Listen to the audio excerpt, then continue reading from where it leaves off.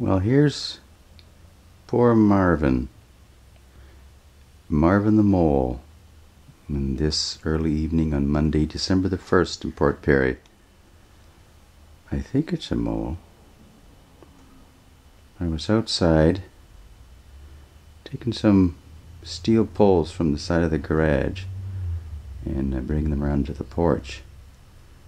And I happened to look down, and there was Marvin,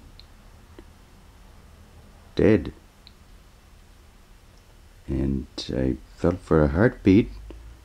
There wasn't any, but he was warm, so I don't know what happened to him.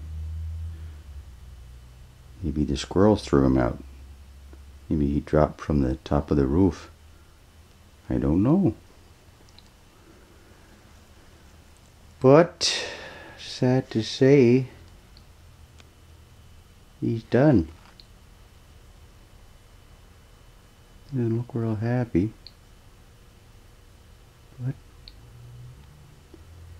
interesting looking fellow.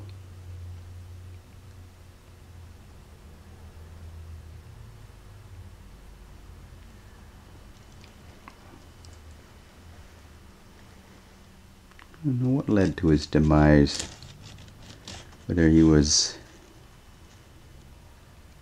killed or he just jumped, or maybe I accidentally stepped on him or something. I don't know. I can't believe it, because he was pretty warm. So he just died, and it didn't look like he was too traumatized, except for around his head. It was some blood. But he's definitely not with us now. Anyway, I'm inside the garage and trying to have a look at him. I noticed he's got some serious teeth. It's hard to see right here, but I feel like he had a couple of serious incisors. I'm not sure what moles eat, but I don't think that's a mouse. Got some big claws.